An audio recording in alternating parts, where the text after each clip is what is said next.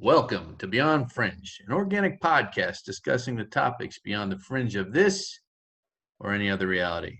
On this podcast, we explore cryptids, paranormal activity, lost legends, aliens, government conspiracies, historic mysteries, lost treasures, forbidden archaeology, and the edge of reality.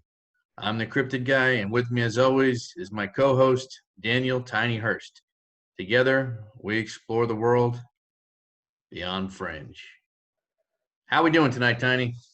Man, I'm doing real good, actually. Real good. I feel accomplished today. I've been up under the Subaru working on it, made some good progress. I'm pretty pleased. What'd you get done on that? Well, I got most of the hub pulled off. Good. Next part's ball joint and tie rod. So That's not easy, man, especially on a Subi. it's actually not that bad. Everything's really accessible, which I was very pleased with. But you know, them bolts rusted together real good, so I'm having to let them do a lot of soaking. I understand that. Now, correct me if I'm wrong, Daniel, but that's going to be the new Cryptid Mobile, right, for you? Yes, sir. Yes, sir. I have big plans for it. I thought you might. You like driving that better, or you miss your old truck? Oh man, I miss my old truck. I love my old 4-wheel drive. You know, you can't go the red wrong hippo. with everybody. Hurts too much to talk about. Yeah, I understand. It hurt my soul to have to sell it, but you know, you do what you got to do. You know what, Tiny? Everything happens for a reason, brother. Everything happens for a reason. You know that. Yep. Tonight, we're going to discuss part 2 of our Giants podcast from chapter 7. So it's going to be chapter 8. We're in chapter 8, right, Tiny? Yes. I think this might be actually 9. Is it 8 or not? Wow, it goes fast, doesn't it? It does. Well, it might be chapter 8 or chapter 9. We'll figure out when we're in post, putting it all together. And what I thought we would do tonight a little bit is talk about how the legends of the giants and the Nephilim kind of transmutated into what we call cryptids today, because I'm a firm believer that Bigfoot is the remnants of the Nephilim. Now, Tiny, I can't remember if you're 100% on board with that or not, so why don't you give me your thoughts on that? I think it is very much possible. It would explain a lot. I know you kind of don't go that way, but it would actually explain a lot for me. You know, like if they actually do mind speak, or you know, if they still have any of that holy power, you know, it could explain a few things. But honestly, it really makes sense because we know giants are real. We know they existed. We have the bones. We have the evidence. So why wouldn't it be something that just kind of evolved? You know, I'm glad you brought that up, Tiny, because even, you know, we went through that big list on our last podcast about all the places giants have been found. Did you know that they even found a ton of them in Upper Maine, Middle Maine, New England, Vermont? I mean, they've been found everywhere. So there has to be something to that. Has to be. Yeah. One mound they found with a 9 to 10 foot giant skeleton was 9,000 years old. Wow. So what does that tell you? Because you know what? A lot of people seem to forget that there was probably many, many civilizations prior to ours or the Native Americans being on this continent. And I think that might have something to do with it. See, I still think there's a big missing piece of time, you know, between what happened, say, like the antediluvian and the pre-diluvian flood periods. Where did these giants go? Because even the Bible says even after the flood, they were still here. So, you know, did they escape here? Were they taking up shop in North America, South America, and Canada? I mean, I don't know. But all these artifacts that have been found are just insane. And they all go where, Tiny? They disappear, and who takes them?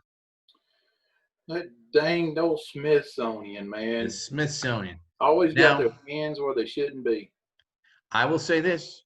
If the Smithsonian is listening and they want us to come work for them to hush us, that's fine with us. We'll be more than happy to work something out. Absolutely. Definitely. Just so as long as we get the answers, that's all that matters. But there has to be something to that, because every time something disappears, they always say it's the Smithsonian. Now, here's my question. Why? Where did the Smithsonian get the juice to pull something like this off, Tiny? That's what I don't understand. Well, you know, the Illuminati. Also, if the You know, Illuminati we're is sponsored listening, by the Illuminati. I don't know why you're making fun of them. I don't want to lose our funding. I'm not making fun. I'm saying they're a force and a power that I will be happy to join, along with the MIBs if you're out there. I'm cool. We have often stated that we are ready, able, willing, and anxious to come to work for the MIBs. So that's why, again, we might say some stuff about the Smithsonian, but we never really smack talk any other government agencies, do we? No, and there's honestly there's no real reason to, and No. I'll tell you why. It's because people talk about, well, we'll say the secret experiments. Okay, you know, when you talk about ufology specifically, you know, they talk about these UFOs, and then, oh well, it could be a government craft, whatever. Okay, well, everybody's like, well, why would they keep it secret? Why would they have all these secret weapons? Well, because if they tell us, we're going to tell our enemies. Why would we want to tell our enemies what we have? Well, and you know, I'm a fond believer in thinking that if you gave up the ghost and told everyone everything, then, you know, let's just say, again, I know we've said this before, but what happens to religion if you tell everyone that there's aliens out there and Bigfoot's real, it's part human?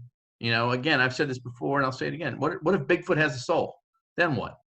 Do we turn it in? Do we change them to human beings or subhuman beings? What do we do with them? You know what I'm saying? Yeah. And what about the other cryptids? You know, you and I both know Dogman's real. Yeah. So where'd he come from? Where'd the Xenocephalite come from? Is the Xenocephalite part human? You know, I'm really enjoying the theory about Dogman being an alien, a predator type alien that comes here to hunt. You know, the more I think about it, Tiny, the more I hate saying this because,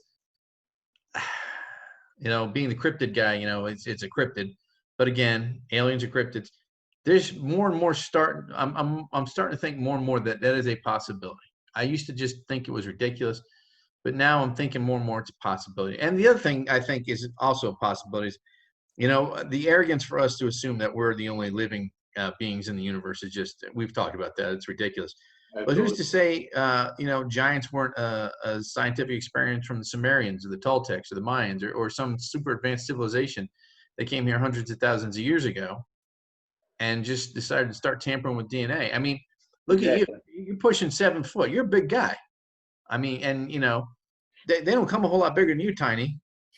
But, you know, what branched off and made your, you know, DNA react like that? You know what I'm saying? So is it just a fluke or is it just something that happened?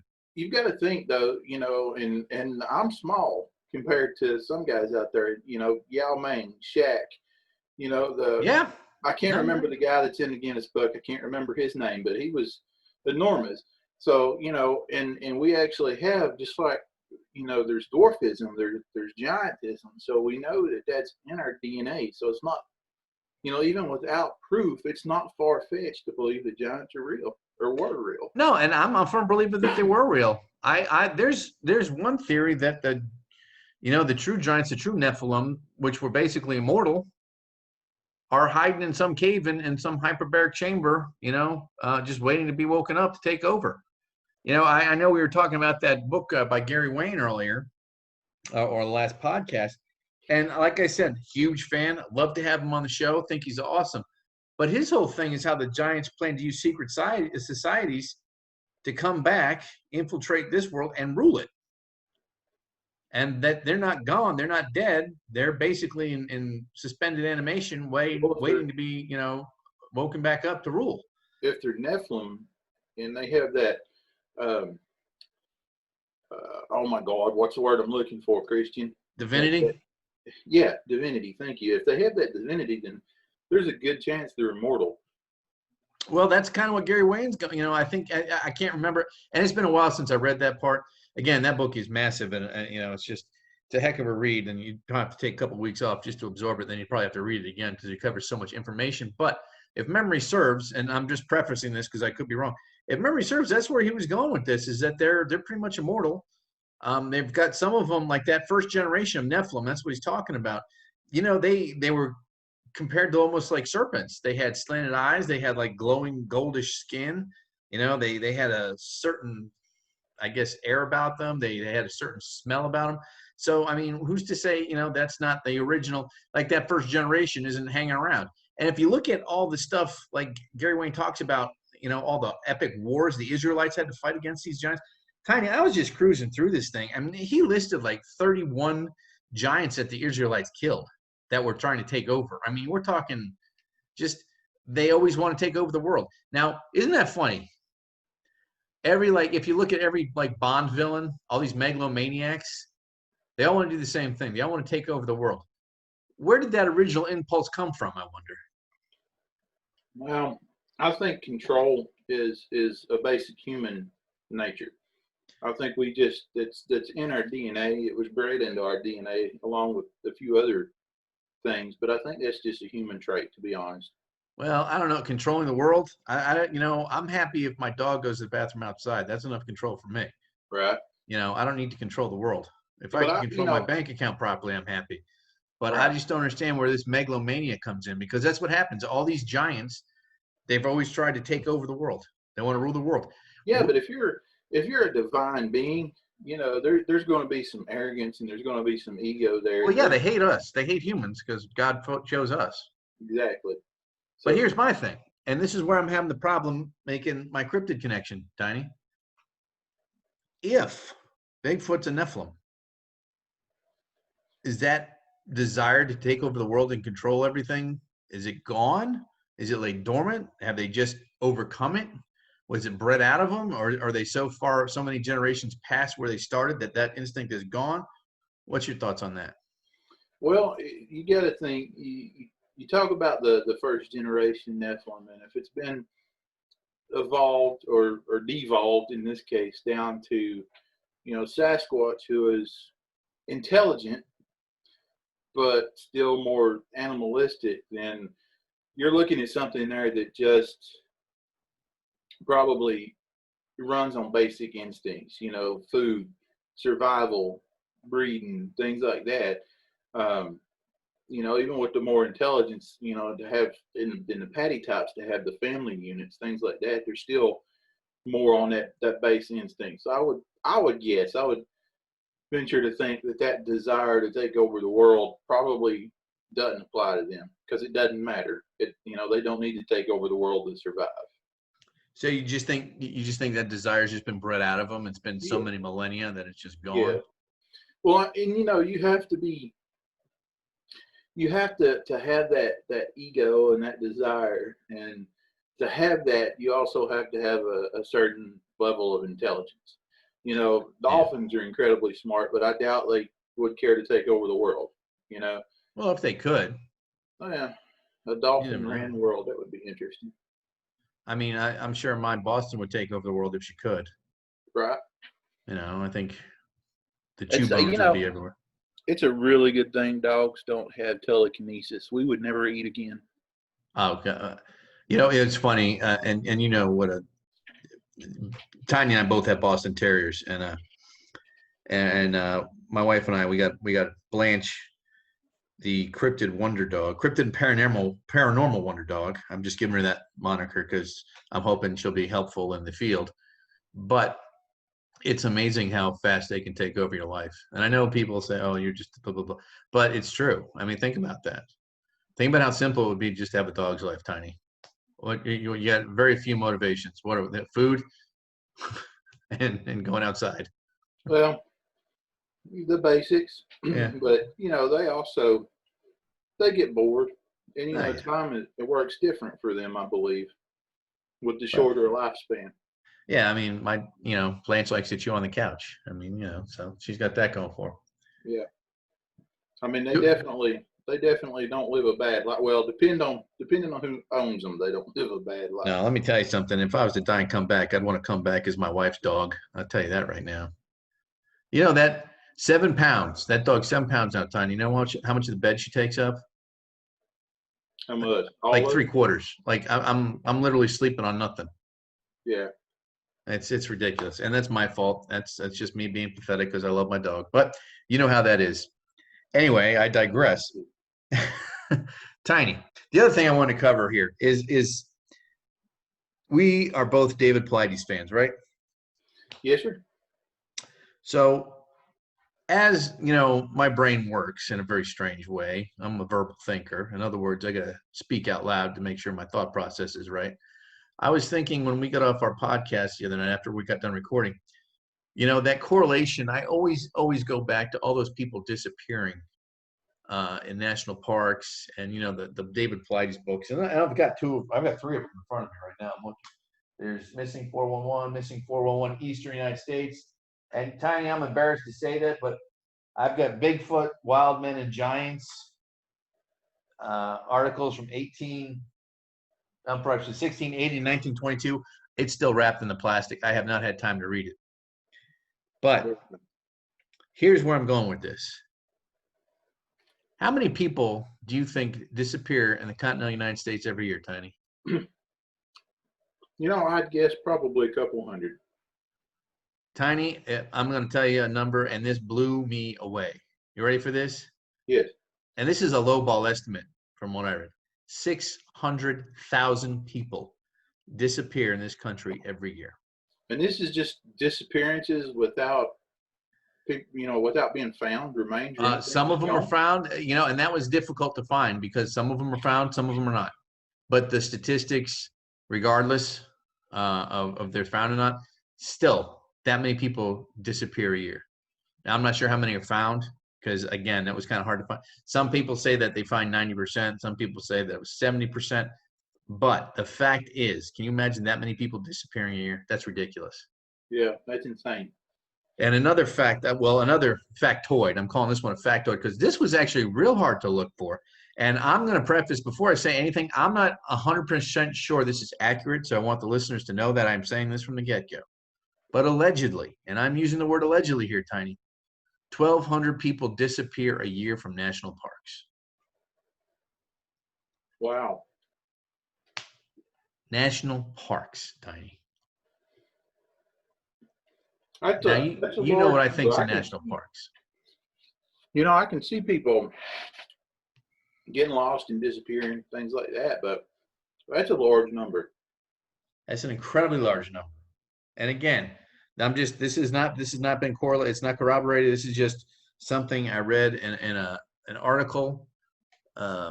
It was from a reputable source, so that's the only reason why I'm saying it. But it's alleged. I am not saying that's how many people. That's allegedly 1,200 people a year. Even if it's not, even if it's half that, that's still an incredible amount of people disappearing. Yeah. And and many of them are never found. I think they said it was 75% are never found. And again, that's alleged. This isn't alleged. I don't know how much I trust this. This wasn't done by like National Geographic or anything like that. It was just an article I was browsing. And then I started thinking to myself, I wonder how that breaks down into states. Tiny, what state do you think has the most people disappearing? Wyoming. Only 45 people disappeared from Wyoming last year, Tiny. Really? Yep. Which one has the most? California had 2,100 people disappear last year. Wow. Texas had 1,246. Now, and then we get to here. Where is it? Where's what I'm looking for? There it is. Florida has 1,252 disappear. Now, Tennessee, your home stomping ground, 361 people disappeared last year out of there. That's because they stumbled up on steel. Probably.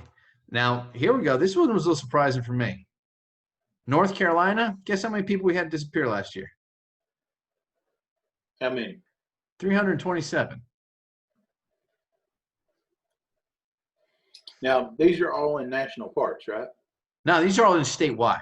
Oh, statewide, okay. Statewide. And this is 2019. This is last year's stats I'm looking at. That's a large amount of people. Right. And this is from an article from WALB News 10.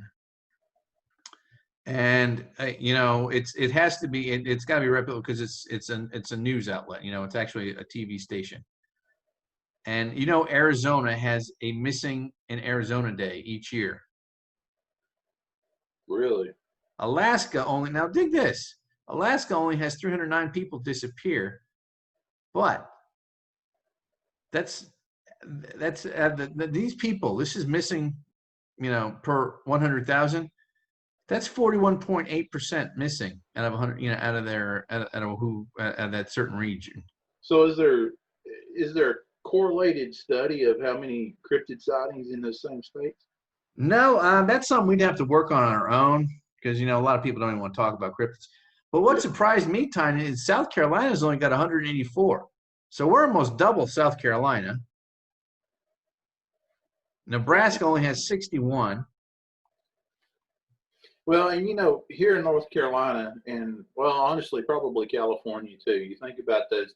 There's a lot of the nature community here. Exactly. People that want to be outside and doing stuff. It's part of the draw for this area. And it is. I've heard of the same about California, with their weather and all, but there's a lot of factors that could go into a lot of different things there. Oh, yeah, and we don't know how many people, they didn't give the statistics of how many people showed back up. This is just how many people have been reported missing. Right. So there could be a whole correlation. There could be a whole lot more. I just think it's amazing that many people actually disappear. That's my point. It's like, how is that possible? I mean, if you think about that, that's an incredible amount of people. Yes, it is. That's just insane. So that's where I was going with that. But my other thought process went to how many of those people disappear in national parks, ran into the offshoot of a Nephilim, never to be seen again. And I often wonder if David Paulides would ever admit that's what he's really trying to talk about. Probably not, because it's a subject that we'll just say that's touchy. Now, for people who don't understand why this is such a touchy subject, imagine you're the U.S. government and you've been aware of these creatures for the last 200-something years, and you've never said anything because you didn't want to scare people and you didn't want to freak people out. And let's just say Lewis and Clark, let's just say hypothetically, they ran into the hairy man or the big man of the woods or the boss of the woods. And that was actually, known information. And it was just kind of glossed over. I can understand why they didn't say anything back then, because that would stop westward expansion. Does that make sense, Tiny? Yeah. But today, why would they not say anything today? Well, because they don't want Bigfoot to become a protected species and stop walking, stop outdoor activities, things like that. Exactly. Because the second that happens, what happens to the recreational dollars? It's gone. And the forestry dollars. Yeah, it's gone. And you can kiss the economy goodbye. So, and let's not forget, let's just say you had some people disappear. They probably have some relatives that are still around, wondering what the chances are that their loved one was lunch for one of these things. And how come no one said or did anything? I think it would probably make, I guess we could call that an actionable situation, couldn't you? Yeah. So I'm sure that's a big part of it too. And again, this is all hypothetical. We don't know. We're not, we don't work for anyone that can tell you yay or nay. We just don't know. This is just our own conjecture. And this is all hypothetical. We don't know. And, our topic, what we're talking about is, we're talking about giants and the Nephilim part 2 pretty much on this podcast. And everything we are discussing, we've either read or looked at or heard or seen. So we're talking about things that, are easily researchable. So again, one of the books we've been looking at is something called the Genesis 6 Conspiracy by Gary Wayne, and that's where I'm getting a lot of this. And again, Tiny, I know I keep saying that this book is just incredible. He ties in the Holy Grail to all this too, and Camelot. And then there it is, inside Freemasonry. There it is. Dun dun dun. It all comes down. You said it, man. It all comes down to Illuminati. So, what if, and I'm going to go just a little bit off track here, because, like you said, there's people probably wondering if, these people that are gone missing are lunch, or, dinner in my case. I would be a dinner, I think. And I'm at least a 2-course meal. However, afternoon snack. Okay, all right. So What if they're snatching people for breeding stock? Well, see, that's a good point too, because we know we have the focus, the mythos and folklore from the Native Americans on how they would grab women, and sometimes they come back a year later pregnant. That's where the term forced bride came from. So it's very possible. It's very possible. There's that theory too. I don't want to go too far into this one, but there's that place in what is it, Utah or California? It's not Skinwalker Ranch, but it's a place where allegedly there's all these aliens underground, and they're doing experiments on people. Oh, and part of me wonders. I can't think of what that's called right now. It's not Skinwalker Ranch. Yeah, I can't think of what it's called either. It'll come to me. But what's to say that maybe people aren't getting grabbed from subterranean caverns and taken down to be experimented on? Yeah. I mean, we just don't know. It could be anything. And I'm not arrogant enough to say that's a stupid thing to say. Right. Because, there's so much stuff going on in this world today that we don't even know about. What about the stuff that's really scary we don't know about? You know what I'm saying? Yeah.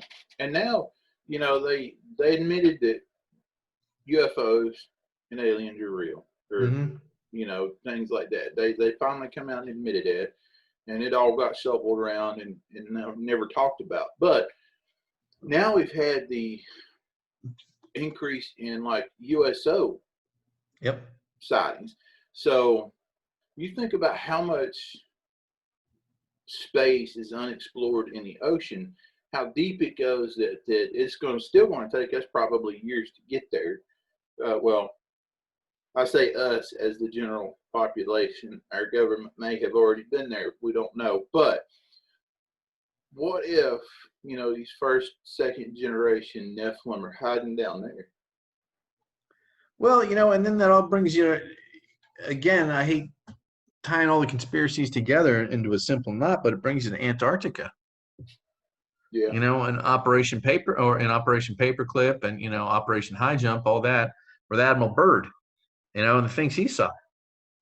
And there's that large conspiracy theory that the Nazis built down these massive underground tunnels, and they stumbled across basically a lost civilization or still prehistoric. Yeah. So who's to say that they weren't down there? Well, and there's a lot of people that believe Journey to the Center of the Earth was based on a real event. Yeah, this is true too. I mean, a lot of people believe that. And again, we're not saying this is true. We're not saying it's false. We're just saying it's possible. We're here to talk about the strange and unusual. And that's exactly it's high strangeness, man, and that definitely falls into high strangeness in my category. Because I got to be honest with you, Tiny, I'm a firm believer that Antarctica is a whole lot more than what it looks like. Well, it would be a perfect place. It would, because you've got those maps that predate,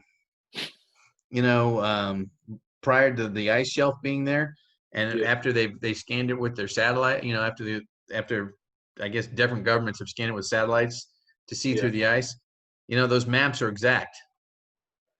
So I mean, this is where'd that come from? How are you getting that?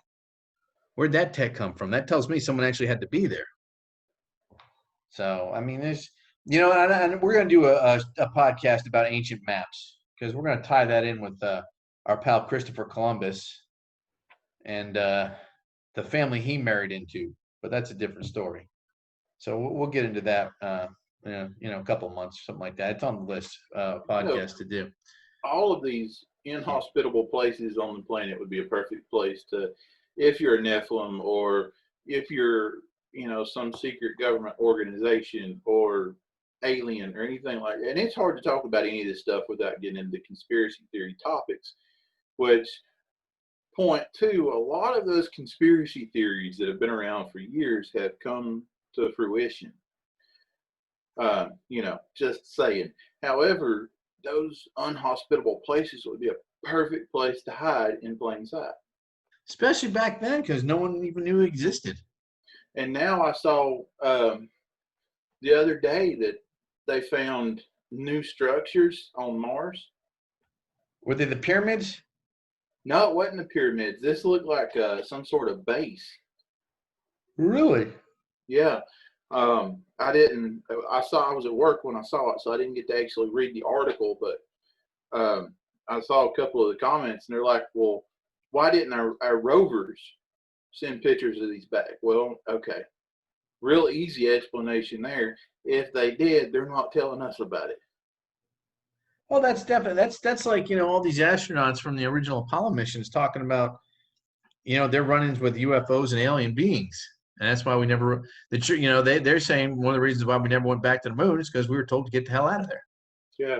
In no uncertain terms. This is not yours; it's ours. And I just saw another. It's funny you mention that because I saw something where they found water is a lot more prevalent on the moon than they thought. Yeah. So And I also saw that the other day there was some astronomers got pictures of what looked like a small armada of ships pulling energy from the sun, and there was two alien, or well, I can't say alien ships, but there was two unknown ships rendezvoused with the space station. I'm So sorry. Say that last part again. Two ships. What? rendezvoused with our space station. Our space station? Yes. The International Space Station? Yes. That's And crazy. you got to think too. Okay, so there's always and I'm gonna go into a personal conspiracy theory here that me and you have talked about, but it will probably turn into a podcast all of its own. But you got to think that I'm a firm believer that Hollywood and the movies that we watch are made for a reason, and that's to desensitize us. I agree. And we have had so many alien movies. Okay, now we as human beings are incredibly creative, incredibly imaginative creatures. Okay, yes, hands down, no doubt.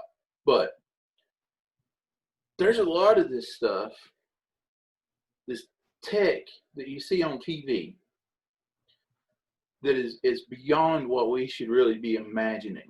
Okay, but it's coming to fruition.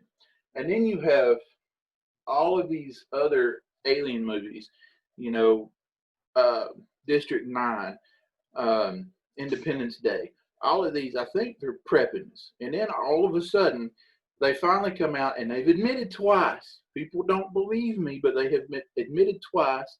The first time, it was the DOD came out, had a press conference, and it disappeared the next day. They said, yes, aliens exist. And then the most recent admission, and they said, yes, we believe they exist. We've known for years. All right. And now all of a sudden, astronomers are seeing these ships. They saw ships rendezvous with the space station. There's been reports, and I really don't get into a whole lot of ufology, but it's a track that you follow. And we've been being prepared for this for years.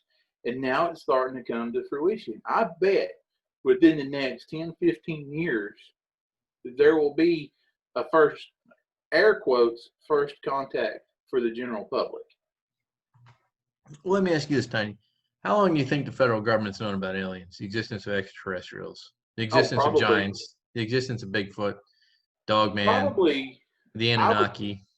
I would guess that the government has known about alien life most likely since we were first able to look into space real good. I'm going to give him Eisenhower. I'm going to give him the Eisenhower administration. Well, and then, you know, cryptids. Yeah, that's different. Bigfoot specifically. But, I mean, he's been around before we were here. Well, I'm still a firm believer that, like I just said it before, but when Jefferson sent Lewis and Clark out, I think one of the reasons why Meriwether Lewis was killed is because he wrote blatantly about running into forest giants. He had it in his journals, and then he commits suicide by shooting himself in the head twice. Yeah, that takes skill. That's with an old, what were those 50 caliber bullets back then? Those weren't those flintlocks. I mean, yeah, those flintlocks. But wasn't the bullet like that round lead ball? Yeah, How big? Yeah. That thing was massive. So not only did a man shoot himself, and I believe it was in the back of the head twice. Yeah. So there's that conspiracy for me. That makes total sense. Because why would you, that would have stopped westward expansion. It would have delayed manifest destiny, and it possibly could have cost us our country. So that makes sense to me. But you can't, and then you talk about Jefferson, you talk about the founding fathers, and you still talk about all the guys from the original, Freemason Masonic cabal that founded this country. I'm wondering how much information they knew about that. How far back does this go? How deep does the secret get? Because think about it. You got colonies. Columbus got here in 1492. Leif Erikson was here in 960, and that's the first thing he ran into was a group of Sasquatch. And he said, they were large, smelly, and violent, and they were coming after him. Yeah, and I'd be violent if I saw some naked, hairless people invading my home too. Yeah, of course you would. But it just makes me wonder how much of this has just always been kept on the low. And even back then, I wonder why. It makes me wonder too, especially since we're making that Nephilim connection. You think about a lot of the mythology, even the native mythology, or really any mythology where you hear about gods that take the form of animals, skinwalkers, Anubis, things like that. Well, if you have a divine power, it would kind of make sense that you could, and it's a good way to disguise yourself also. That's true, but a lot of people, when we're talking about Leif Erikson, a lot of people don't know Leif Erikson was trying to, he was trying to turn the Vikings Christian. He had seen the light. He had seen, he believed in Jesus. He became a Christian, and a lot of people think that when he saw the Nephilim, that just reinforced it. Or I'm sorry, when he saw the Bigfoots, he thought they were kind of Nephilim, and that just kind of reinforced what he'd been thinking, and that's why he wanted to go back to convert the rest of his, people to Christianity. Yeah. So that could have been, one of the reasons why they did that. But, we don't know. We weren't there. And the truth is, we don't know what they saw. And again, this is all conjecture. We don't know. That's the other thing, is nobody knows. This is the difference between us and other podcasts. We're not claiming to be experts. We're not saying this is the end all be all. This is what happened. There's no other excuse, blah, blah, blah.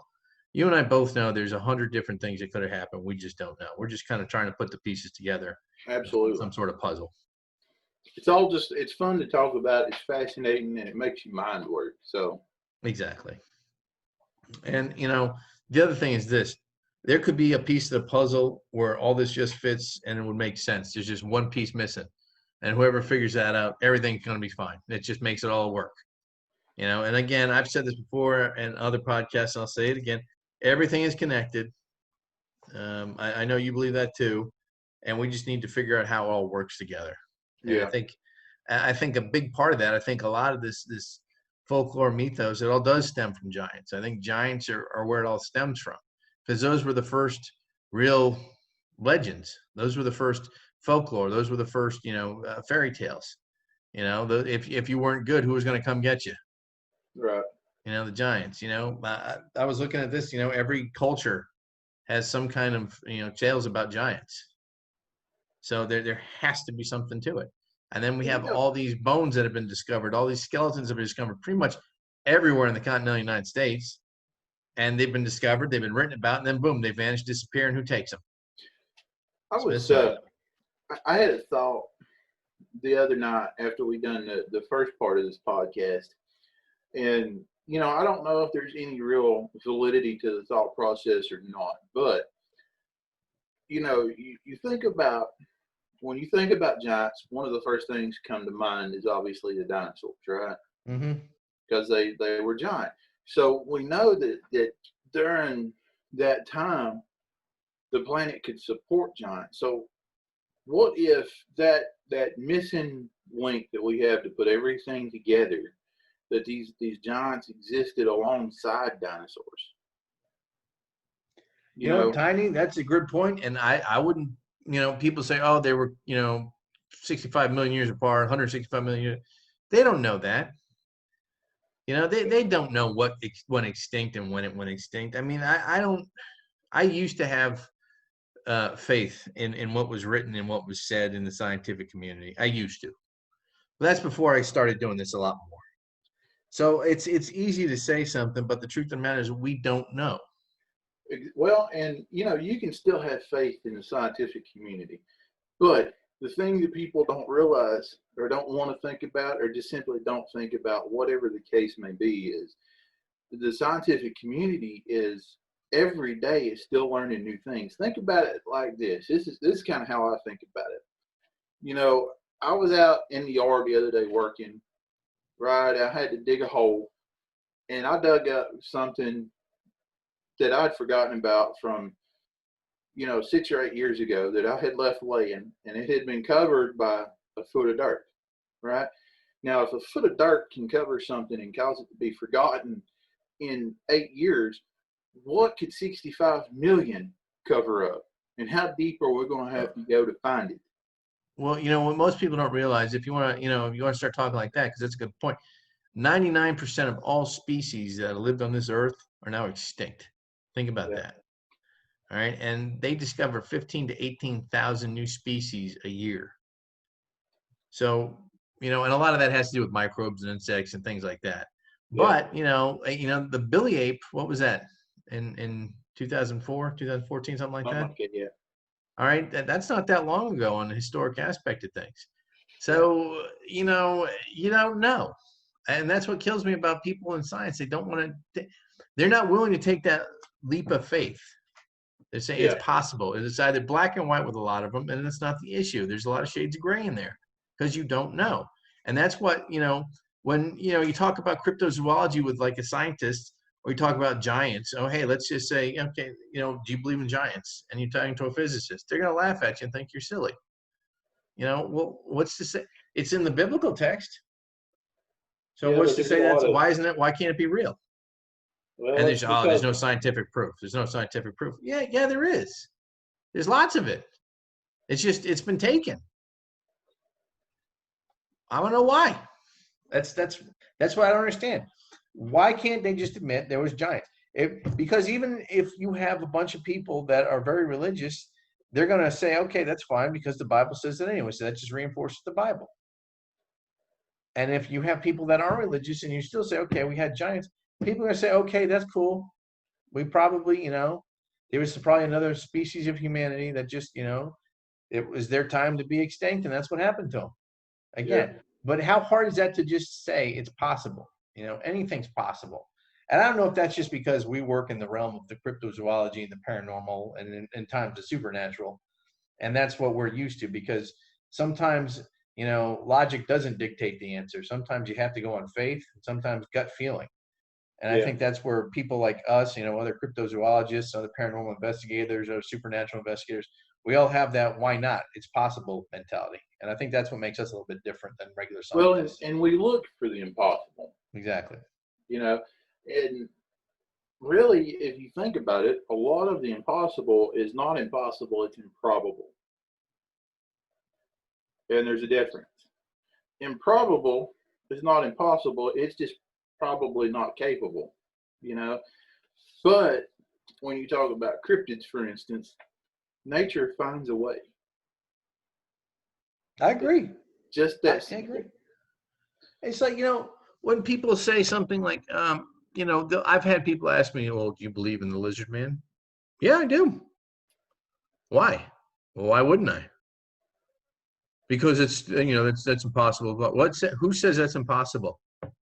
What point of the evolutionary scale wouldn't a reptile develop 2 legs, and be bipedal? How come? I think a lot of people where they have the issue is, okay, like with lizard man, it's lizard man. So they automatically focus on, well, it's a hybrid between a lizard and a man. That's not, I see what you're saying. And just like you said, well, why couldn't it have evolved and, came up on 2 legs? Exactly. And see, that's the thing people don't realize, it's like, when we're talking about you take that supernatural approach, and you have the werebears, you know, a human being that transforms into a cross between a bear and a human being, or a were tiger or a were lion, or, you know, all these lion men. You know, in Africa they have stories of lion men that are like, they're werewolves, except, you know, they're lion, half lion. You know, so you have all these folklore and mythos. But where did it come from? There had to have been a zero set. There had to have been that starting point. Someone had to light that fire. Yeah. And it's the same thing with giants. Maybe all of this stemmed from giants. You know, maybe all of these cryptids stemmed from giants. If cryptids are Nephilim, and the Bible talks about the, you know, the watchers corrupting all flesh and all on everything. So who's to say that they didn't create the dog man, the lizard man, all of these different things? We don't know. There is so much. Look at all the Greek mythology. All, you know, you got Gorgons, Medusa, you know, Krakens, things like that. Where did all this folklore mythology come from? Had to have been something. Something kickstarted this whole thing. And that's something. That's what I was saying, is all of those things, maybe those are actually Nephilim. That's why I agree with you. I personally believe that all of this folklore mythos and the Greek myths and the Romans that stole the Greeks, and you know, all these, even the German myths with the Valkyries, and all of this mythos, all of it globally, you know, and again, I've said this before, I'll say it again. Look, explain to me how there is a vampire folklore mythos for every culture on the planet. Right. That goes back thousands of years. So we know there was no one was visiting anyone in the Samoa Islands from Norway. Right. You know, 3,000 years ago. It wasn't happening. Is it possible? Sure, it's possible. Do I think it happened? No. But all these creatures and all these folklore and all this mythology all coincides globally. They had different names for it. Some of the ways to get rid of them were different, but they basically all did the same thing. Like a vampire sucked your blood, couldn't take the sunlight. Anything divine would drive it insane, but it lived pretty much forever. It had incredible strength and it could do unspeakable things. You know, and then you throw the werewolf mentality in there, or the werewolf folklore. You know, and again, that realm's on the supernatural. But the cynocephali, who's to say the werewolf mythology didn't derive from cynocephali? Right. And all of it, again, can be tracked back to the giants because they were that first generation. So if giants are real, and we accept and adopt and apply that giants are real, you know, the property transverse reaction says, and this has to be real. So that's just something I agree with. I think that's how the whole ball wax kind of started. And it's just, again, these are just my thoughts. If I'm wrong, I'm wrong, you know, but at least I'm looking for answers. You can also think too that if, you know, the Nephilim were here, they have divinity, and their offspring are going to have divinity. You know, it dilutes, of course, but I also believe that, and for the listeners, I'm sorry if you heard my dog's bark. It's probably a cricket farted outside or something. However, personally, I believe if you're looking at things from a religious point of view, and yeah, I do separate a lot of things from religion and science and in the other things that I do. I'm complicated in that way. But if you're talking about from a divine aspect, I believe that we were created with a certain amount of divinity in us as well. I believe that we are very powerful creatures ourselves, and I think that there's a lot of ability that we've had in the past that we have lost. Now, who's to say that in earlier years, before we were trained out of things, that we didn't have certain abilities that could, you know, we could become aware, whatever. I believe, you know, you're right. You're 100% right. And just to just put a little side note on that, you know, keep in mind, the one thing that makes humanity different from all other God's creations is we have a soul. We have an immortal soul. So creatures that are divine might be immortal, but they don't have a soul. That's the difference. We have an immortal soul. So that would, if you have a divine like a Nephilim and not have a soul, then theoretically that would prevent them from the right or wrong aspects of things. It's not Well, it right also or keeps them wrong. out of the kingdom of heaven. Right. Because remember, these things were deemed an abomination. All right. And if you look at the word abomination in the biblical sense, it's an affront to God. That's like the one thing biblically you don't want to be, is an abomination. So, there's a whole, again, I don't want to get too biblical because I don't want to turn the viewers off. I don't want people to think that's what we're turning it. No, that's not. We're just using that because that's where all the history for this pretty much comes from. And we are, talking about a book by a guy named Gary Wayne that, this is where a lot of his resource material comes from. It's all biblical in nature. But historically, what's the best history book there is? It's the Bible. It's all. I mean, there's so many possibilities. Oh yeah. Well, I mean, there's the other part. Look at the Sumerians. I mean, are you, do you believe in, the Anunnaki, Nibiru? I mean, Planet X. I mean, some of that stuff makes sense, man. It does. Because I've said this before too. Human beings are not slated for this planet. We can't breathe underwater. We can't see at night. We don't have retractable claws. We have to wear artificial layers to protect us from the elements. Again, there's no night vision. The only thing that keeps us safe is the fact that we cluster and we have an intelligence that helps us create weapons. But indigenous to this planet, I don't think, there's still a part of me that doesn't think we're indigenous to this planet. We might have been brought here. We might have been manipulated. Our DNA could have been manipulated. So there's all these different things that are always possible. And that's where, all these questions come into play, is because where did these theories come from? When Kurt von Däniken wrote about, Chariots of the God, he started correlating all these pieces of the puzzle together. And I think that's where a lot of great theories came from. And, he talks about giants quite a bit, and because giants were even back then. So, who's to say the Anunnaki weren't giants? Or the Toltecs weren't giants? You know what I'm saying? Yeah, and a lot of these gods that have been worshipped over the years very easily could have been alien. And if they're, so far technologically advanced, you would think God. Exactly. A good example of that is like, Thor. Thor was, what is he, 1,200, 1,500 years old in the Marvel Universe, and he's been coming to Earth for the last 1,000 years, Yeah, something like that. So something like that. But think about that. Now, if 1,000 years ago, Thor was in Norway battling frost giants, okay, and using all the tech he had back then, Molnar and being the thunder and be able to create lightning bolts and stuff like that. Of course he's going to be a demigod. That's where the term comes from. So that would make sense. Any kind of technology, a far advanced technology to us today. I mean, if you had, an alien race show up that could control time travel, and take you anywhere in space time, would in my opinion, they'd pretty much be a demigod themselves. Right. So, I mean, that, it all makes sense because water meets its own level. If you're an advanced civilization, it's kind of like the Thucydides trap. Any advanced civilization is either going to do one or two things: enslave or destroy. And there's a third break in there where they possibly might help us along. Now, whether or not that would happen, I don't know. But who's to say that we're not remnants of, like, basically, a colony of experiments? And look what we've done. So who knows? I mean, is it possible? Of course it's possible. Ants in an ant farm. Exactly, ants in an ant farm. And, who's to say that the giants weren't, the overlords?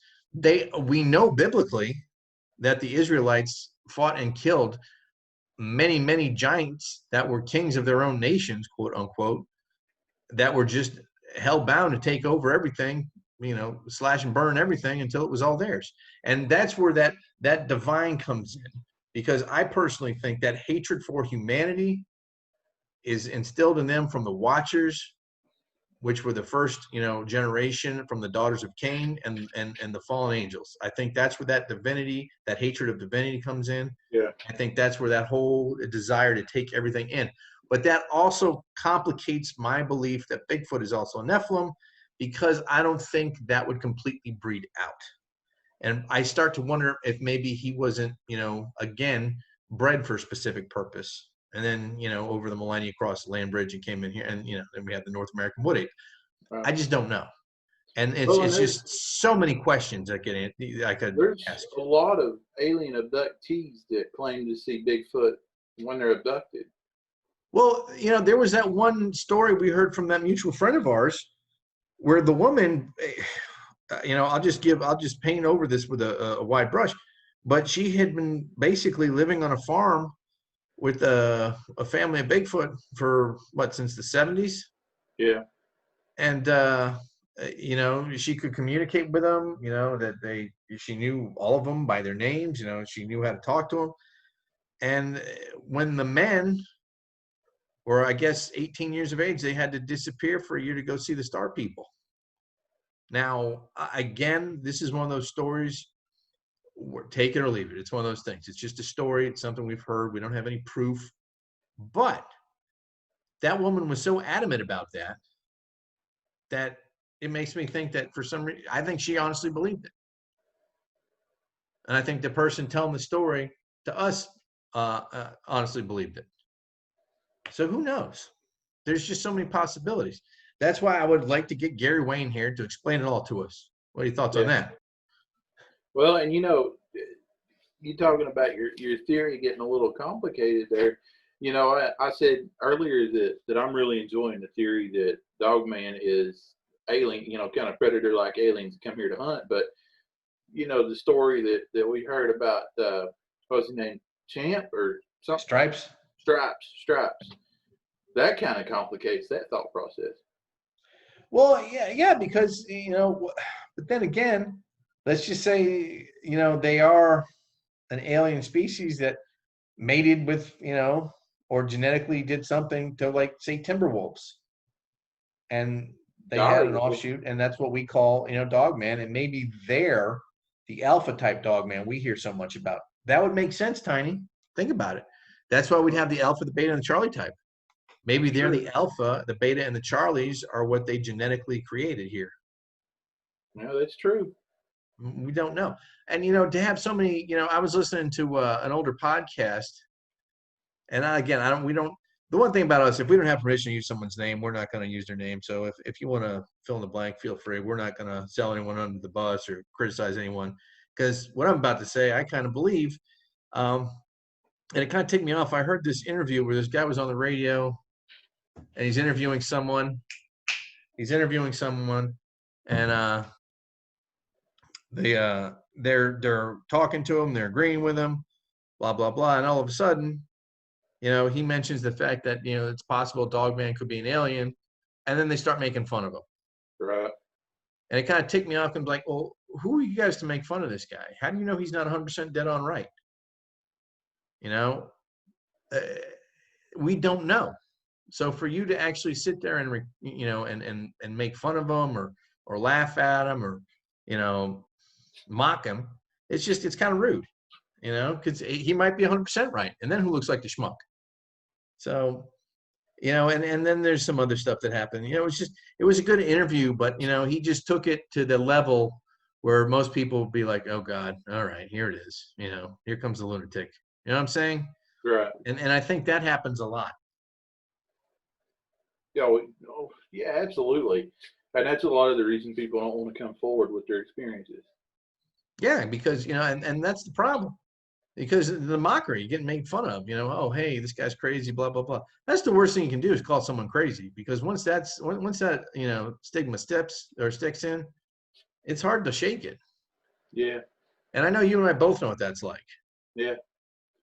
The difference, I think, with you and I both actually is we really don't care. No, I don't give a damn. I care less. I mean, someone calls me crazy, I take it as a compliment. Yeah. Well, I know I'm a little bit crazy, but I also know what I experienced. Well, that's the other thing. They have no idea what we've gone through. I've said this before, and I'll say it again. There's places that you and I both know of that we could take someone to that would completely change their reality, because their technology wouldn't work. They wouldn't have a cell phone. They wouldn't be able to call for help. They would have to experience something they couldn't handle. They'd have to see what is truly out there in the deep, dark, ancient forests of Appalachia. and then their whole life would be different. You know, you That's the say that, difference. I think about, you're exactly right for one, but then I think about, we can say that we've had some crazy experiences in the woods, but what about the deeper, darker woods that people have never been in? People aren't able to get there because they're too inhospitable.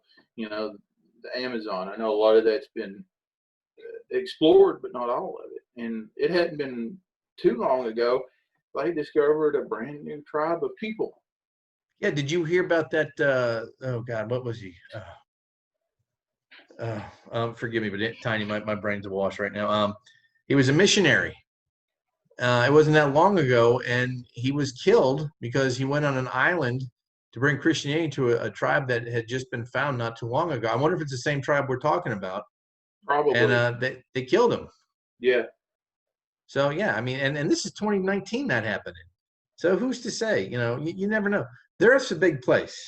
We've only 65% of the ocean still isn't charted. Yeah. So who's to say we're not going to find some sea cryptids? I mean, heck, we might find Godzilla. You don't know. And that's a cryptid. Well, technically, isn't like the giant squid and things like that, wouldn't it? I think it's a cryptid. Yeah. Yeah. Yeah. I mean, you never know what's out there. And again, we were talking about mythos and folklore for seafarers. In the old mythology there, the Kraken. That's a big one. The Greeks had, they were a seafaring race on the southern part. They had mythos about the Kraken. Where'd that come from? Again, and the Kraken was, brought forth from Neptune, from something or other. So it's all this stuff links in. So it's very possible, if you were to see the gods that, in Greek, they were probably giants, and that's probably where all that came from. Yeah, I can definitely see that, and there's stuff we have no clue about yet. Oh yeah, there's and the thing is like I said, not to blame any one agency or something like that, but I don't think the Smithsonian has helped us out a whole lot as far as it comes to with being fruitful with knowledge. I don't think they're telling us a whole lot. Well, I'm really wondering how much of that conspiracy is actually true. It's just like with all of the others and them and they and everything. It's all about control. And there's reasons for it. Not necessarily controlling us as people, but controlling how we think and how things go. I mean, it all really boils right back down to money. You think it's more than that though with this? You think there's more at stake than just money with this? Well, if the alien thought processes, and really even if the Nephilim thought processes were there, if there's still first generation Nephilim around or aliens, either one, it's interchangeable. If they're here and they are trying to use the secret societies in air quotes to control the world, then definitely so. Well, let me ask you this, Tiny. Do you really think that secret societies are trying to take over the world?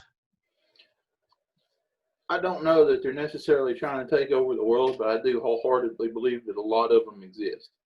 I think with just like a lot of things, there's stories and thought processes about a lot of them that have got blown out of proportion, and then there's always the bad sectors of them that people latch onto because it's in our nature to latch onto bad before good. And I think in a lot of those secret societies, probably the elite are definitely part of those societies, and the elite obviously run things. So it kind of fits in, even if the secret society is not the reason for running things. If the elite are part of them, then they're still running things. Well, see, I'm a firm believer that the secret societies we know about, they're not really secret because we know about them. So I think the real secret societies have yet to be found. Well, it's misdirection. Exactly, because I love the fact everyone's always trying to blame everything on the Freemasons. Right. Freemasons, the Illuminati, the Bilderberg. Everyone knows who they are. So how much power could they really have? Probably none. So it's probably some offshoot group of people we've never heard of. I mean, I can imagine who some of the players are, and I guarantee they'll all be the wealthiest people on the planet. And I think that's probably, if there was a secret cabal, if you will, running the show, it would be them. And I kind of wonder if they have any blood ties to this ancient Nephilim line. It's entirely possible. And, if you think, there again, I go back to the divinity in the bloodline. I mean, how better to establish oneself and, acquire those means that it would take to be the elite than to be able to use some sort of, divine power. You're absolutely right. And I wonder if that would, explain a lot of the reptile type explanations. Well, and you see a lot of footage out there of people going, this person or that person's an alien, and seeing their face change on camera, or their eyes, or something like that. And reptilians are definitely the biggest one that people think are in control. And those are the ones that scare me. Aren't the reptilians? They're supposed to be subterranean, right? They're not actually extraterrestrial. They're from Earth, but like the middle of the Earth. Am I correct? Well, I've heard different theories about that. I've heard that they are alien, but they've been here for thousands of years. I've heard that they were the original inhabitants of this planet that went underground. They went subterranean after the cataclysm with the dinosaurs. So you just don't know. It's very possible for either one. And again, anything is possible. And that would explain, like I said, we were talking about that one place in California. Maybe it wasn't California, maybe it's Arizona. I can't believe I can't remember that. It'll come to me. But you know what that ranch I'm talking about, yeah. And they've got all these underground alien bases, and that's a topic for another show. Underground bases, because I'm a firm believer we have those too. I think that's entirely possible. Absolutely. And there's just so much. And the planet's basically hollow anyway. So if you're going to make an underground base, it really wouldn't be that difficult. And my hometown, Kingsport, everybody in that area, there's an armory there. It's Holston Armory. And they believe that the mountains, the armory holds a huge amount of land. Obviously, it's military, and there's so much traffic. And I have seen weird things happen there. But they believe that the mountains that you drive over to get into my hometown of Kingsport, they own Interstate 26 onto, I think it's Interstate 81, if I remember right. It's been a long time. You drive over these mountains, and they are convinced that those mountains are hollowed out, and they keep munitions and weaponry and vehicles and things like that in those mountains. And the interesting thing is, there are times late at night when it's quiet, you can feel vibrations and you can hear things, but you cannot figure out where they come from. And I saw something crash into those mountains one time. Me and my entire family, we were coming back from Asheville here visiting family, and something came out of the sky and hit those mountains and killed electricity for miles in every direction. Well, I'm a firm believer that that the government used to hollow out mountains for nuclear war, for bases. So if they did all that, why would you abandon them? I mean, that's prime real estate. And one of those places, one of our hotspots is not too far from an alleged hollowed out mountain that is used for UFOs. So, there now, is that what it is? I don't know. Well, let me preface that. Excuse me, y'all, with saying this, that my opinion, and Christian, I don't know if you agree with me or not. I imagine you will. But when you say UFO, it's exactly what it stands for. It's an unidentified flying object. It could be government. It could be extraterrestrial. What makes it extraterrestrial is what's sitting behind the driver's seat, or in the driver's seat, rather. So when you say UFO, it could be a lot of different things. Yeah, UFO doesn't necessarily mean, extraterrestrial. It's an unidentified flying object. That's exactly what it is. And Tiny's right. It's unidentified. We don't know who made it. That could have an American flag on the tail and we wouldn't know because it's moving so fast. It could be stolen tech from Roswell. We don't know. That brings us to another conspiracy. We talk about the day after Roswell, that book that Colonel Philip J. Corso wrote. According to him, he was in charge of dispatching all this technology to different firms over the country, to give them technological advance. So, I mean, that's something else that probably happened. I believe that probably happened. Yeah, I mean, it's honestly, it's completely believable.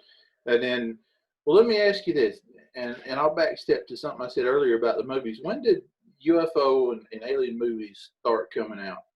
The 50s. And when was Roswell? 1947. We're coming up on the anniversary. It's in July.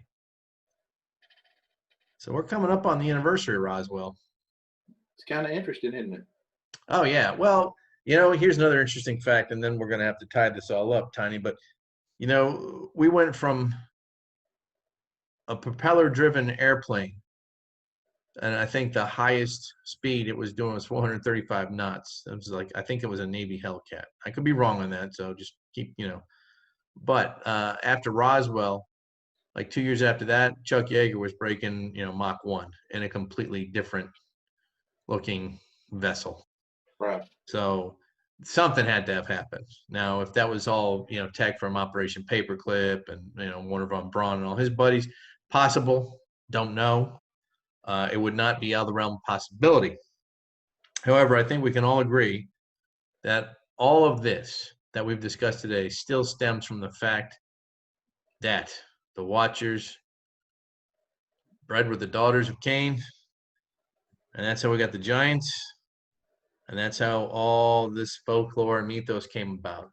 That's where the whole thing started, and I think Gary Wayne kind of hits a home run when he states that.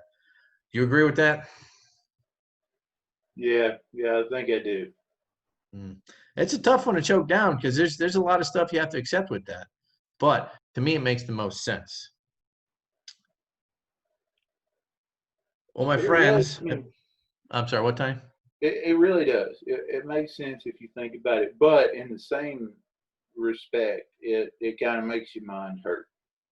It does, because there's just so many things that could be another possibility. It's just there's just so many different answers, and somehow, Tiny, it's all connected. There again, like I said in the previous podcast, we could just be, some parasite on a wart on a giant somewhere. You never know. Well, Tiny, that's all the time we have. We want to thank everyone for listening to Beyond Fringe. If you have a story or you want to be a guest on the show, please contact us at beyondfringe001@gmail.com, or you can call us at 828-407-0046. Tiny, you have anything to add? Everybody, be good. Be good to each other. Let's have some good times and enjoy the summer. Truer words could not have been said, my brother. Truer words could not have been said. I am the Cryptid Guy. Tiny and I would like to thank you for listening. And remember, my friends, knowledge is power. And the only way to defeat the intentional veil of darkness that surrounds us all, battle the ignorance that shackles us to hatred and despair, and restore the balance, is to let in the light. So remember, always let there be light in your life, and keep believing. Thank you for listening.